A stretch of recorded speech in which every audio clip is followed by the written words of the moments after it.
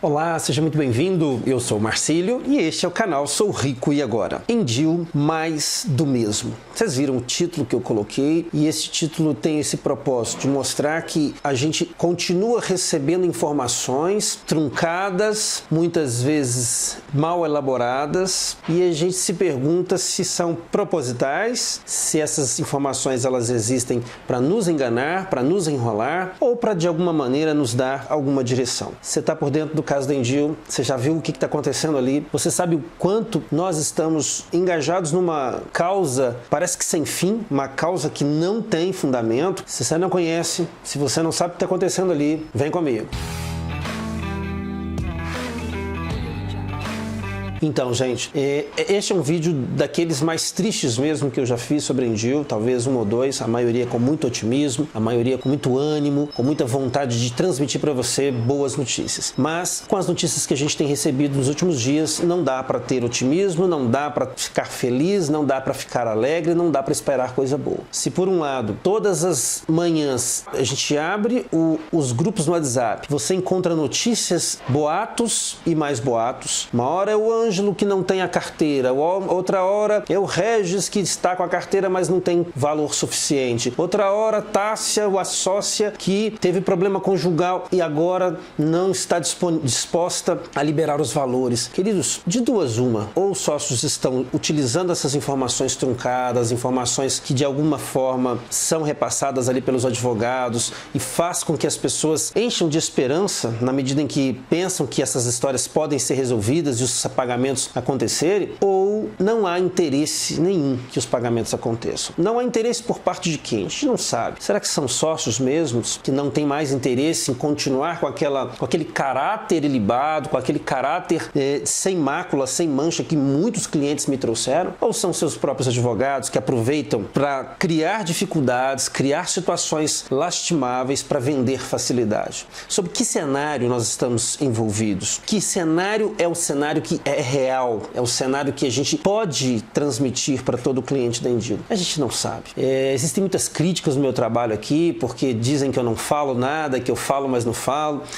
Tudo que eu disse até agora foi em função de algumas informações que eu recebi por pessoas muito próximas ali da sociedade, muito próximas da Endil, de forma bem concreta mesmo. No entanto, muitas dessas informações ainda não se concretizaram. Muitas das promessas que me trouxeram não se concretizaram. Quando é que vão se concretizar? Se a gente tem base suficiente para afirmar que elas vão acontecer, é difícil dizer, mas os últimos acontecimentos me deixam algumas dúvidas e algum sentimento de tristeza. Nós já sabemos casos de pessoas que morreram. Ainda ontem recebemos a informação de mais uma morte, mais um falecimento. Uma pessoa que inclusive conversou comigo, e eu estou fazendo esse vídeo pensando nela. Uma pessoa que conversou comigo por mais de 30 minutos. Boa parte dessa fala eu entendi como desabafo e eu tenho feito esse papel, embora não seja psicólogo, não seja da área, mas eu tenho agradecido a Deus pelas oportunidades que Ele tem me dado para ajudar essas pessoas. Então parte dessa conversa foi mesmo um desabafo, eu sentia isso. Outra parte foi para dizer para mim que ele gostou do meu trabalho, gostou da minha pessoa e que queria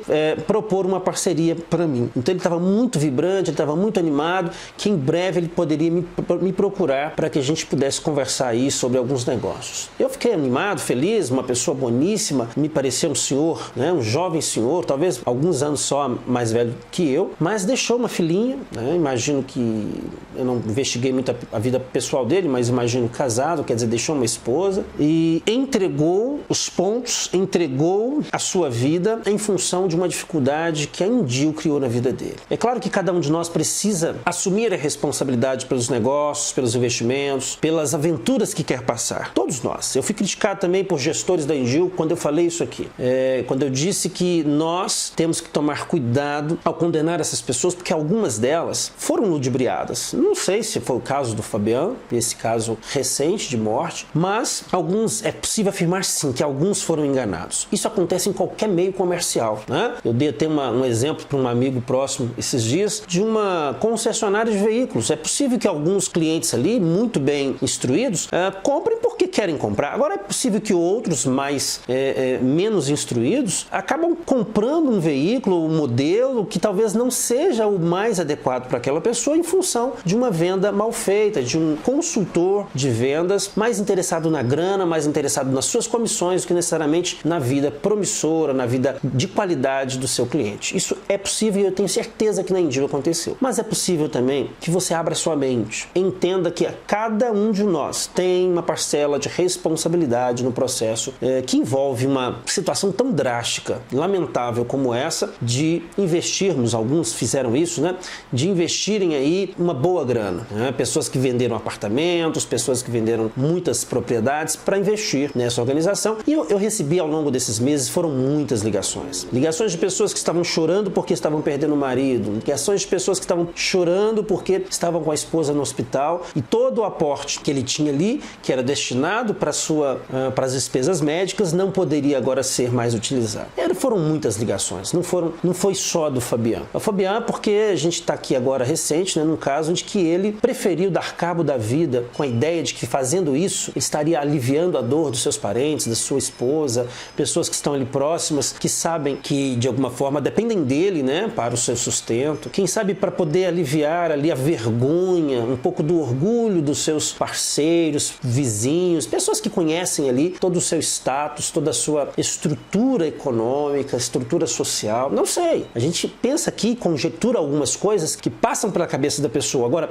eu queria chamar muita atenção nesse momento, para o final desse vídeo, para as pessoas que estão diretamente envolvidas e têm nas mãos o poder de resolver isso. Então, senhores advogados do Regis, Tássia, Anderson, Ângelo, dos 5 sócios, vocês estão vendo essas notícias? Vocês estão acompanhando essas famílias que estão sendo minadas, estão sendo destruídas por decisões que dependem de vocês? A orientação que vocês dão aos seus sócios estão, de alguma maneira, levando em consideração essas famílias, a situação que vive essas famílias? Senhores sócios, especialmente aí aqueles que andam brigando, cada um conta uma história, mas digamos que esses boatos têm algum fundo de verdade. Vocês que andam brigando aí, vocês estão vendo essas notícias? Ficaram sabendo de mais uma morte, de mais uma família destruída por causa de vocês? Eu falei da parcela de responsabilidade que cada um de nós tem, mas eu não tenho dúvidas que a responsabilidade maior recai sobre o ombro de vocês, que têm o poder de decidir, que têm o poder de tomar a decisão final e de lembrar que a vida não é só dinheiro, de que a riqueza que trata esse canal, ela vai muito além dos bens materiais. Enfim, falar um pouquinho também da SIC, que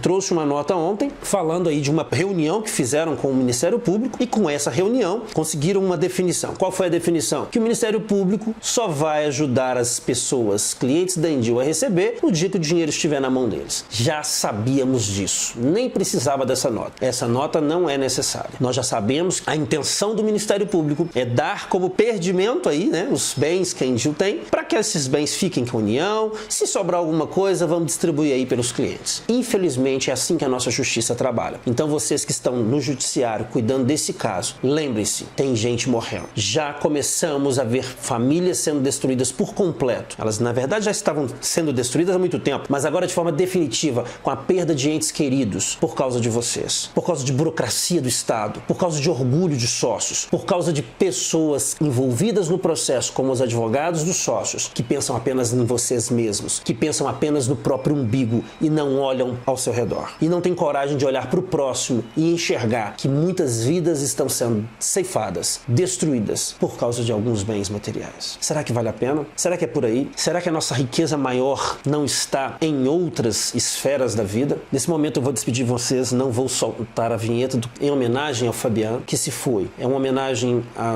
a ele, mas uma forma de respeito também aos seus parentes, aos seus entes queridos, que agora vão precisar conviver sem ele. Não vai poder conviver mais com seus parentes. Forte abraço e até o próximo vídeo.